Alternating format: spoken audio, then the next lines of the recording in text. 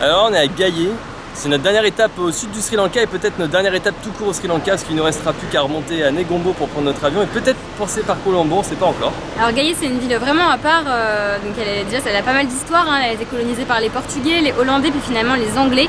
Et du coup elle a vraiment conservé son architecture coloniale, elle est d'ailleurs inscrite au patrimoine de l'UNESCO et doivent respecter toute l'architecture d'origine pour continuer d'être inscrit à l'UNESCO et protégée par l'UNESCO. Et tout ce qu'on peut vous dire, c'est que ça fait pas longtemps qu'on est là, mais ça n'a rien à voir avec le Sri Lanka, on se croit clairement pas au Sri Lanka.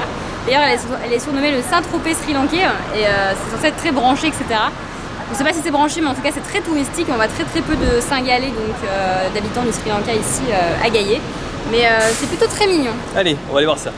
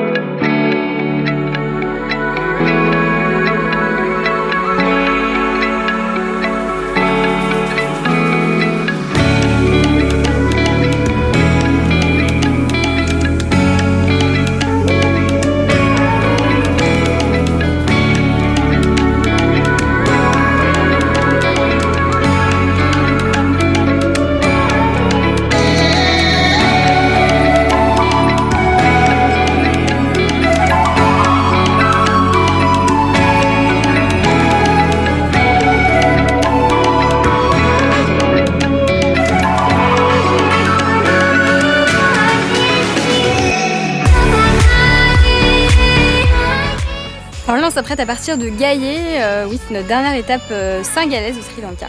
Et là on va reprendre la route pour repartir doucement sur Negombo en passant peut-être par Colombo. Et oui c'est le dernier trajet de Bobichou ici présent, qui aurait été notre fier cheval, c'est ça ? Cheval de bataille. Notre fier cheval de bataille pendant 3 semaines, c'est son dernier trajet aujourd'hui, alors on est un petit peu triste. Voilà. Et bah oui parce que demain hein, c'est ça, demain on repart pour de nouvelles aventures. Chacun de notre côté d'ailleurs, parce que Jean-Charles et Sarah aussi partent de leur côté et nous on part aussi pour notre future destination. Donc voilà, le Sri Lanka touche bientôt à sa fin. Dernière route pour Bobichou, il va nous manquer.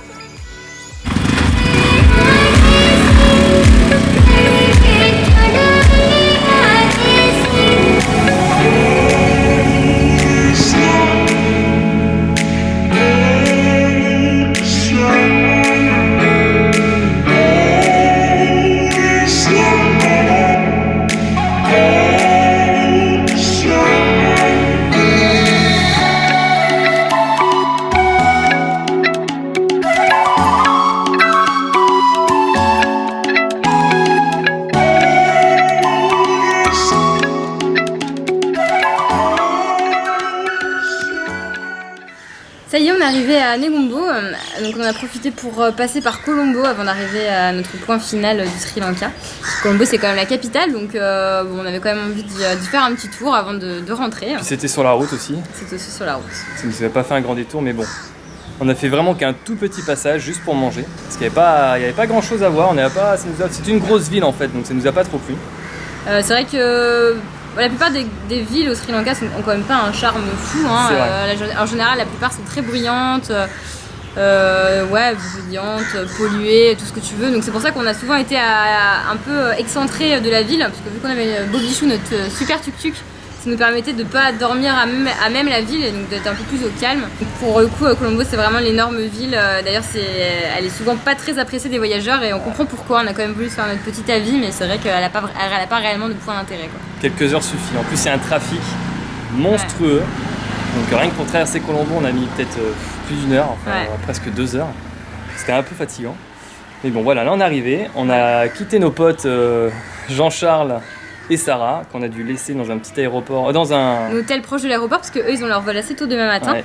Alors que nous on part que demain soir, donc demain on va se poser un petit peu à Negombo. Et on a aussi lâché notre petite Ferrari rouge Bobichou, le tuk-tuk, qui nous aura bien, qui aurait été bien vaillant pendant 3 semaines, il nous aura bien servi. Et non, franchement, c'était cool l'expérience tuk-tuk singalaise. On n'a eu aucun problème en plus, aucun accident, aucun accrochage, aucune amende, malgré 6 contrôles de police et plus d'une 7 contrôles de police. On a failli se taper une amende tout à l'heure parce qu'on n'a pas vu qu'on allait prendre l'autoroute avec un tuk-tuk et non, ce n'était pas vraiment à faire. Mais bon, ils ont été plutôt cool, on n'a pas eu d'amende. Ouais, et puis on avait failli avoir une amende pour un franchissement de ligne blanche, mais on a fait des Français qui comprenaient rien à l'anglais et c'est passé. Voilà, et puis bon, c'est vrai qu'il y a énormément de flics et on a échappé à une amende d'excès de vitesse ou autre. Malgré le gros bordel de circulation, on y a échappé. Donc on est plutôt content et on a vraiment le plus important, c'est qu'on n'a eu aucun accident et aucun problème moteur. Juste on a dû remettre de l'huile, le truc absolument normal quoi. Donc voilà. Donc voilà, en bref, le Sri Lanka, les 3 semaines au Sri Lanka sont finies.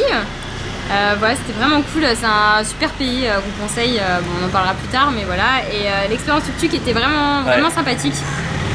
Donc on la conseille si jamais vous vous sentez de conduire au Sri Lanka. Ce qui n'est pas forcément simple, notamment quand on n'a jamais conduit en Asie. Ils ont quand même une conduite un peu sportive ici, donc c'est quand même bien d'avoir un petit peu conduit en Asie avant quand même. Ouais, vive l'autonomie. Mais voilà, mon petit doudou est épuisé, il est surtout épuisé là, parce que là on se tapait 6 heures de route avec du trafic à gogo, donc un peu fatigué, donc une bonne douche, un bon dodo, et puis demain on est reparti pour de nouvelles aventures. Dans un nouveau pays. La Nouvelle-Zélande, et ouais, donc à bientôt. Ça y est, on a ramené Bobichou à sa petite maison. Ouais, on est tout triste de le laisser là, mais bon, il y aura d'autres voyageurs qui vont prendre notre place, donc ça va, il va pas être seul trop longtemps. Mais on est quand même un peu triste. Bah ouais.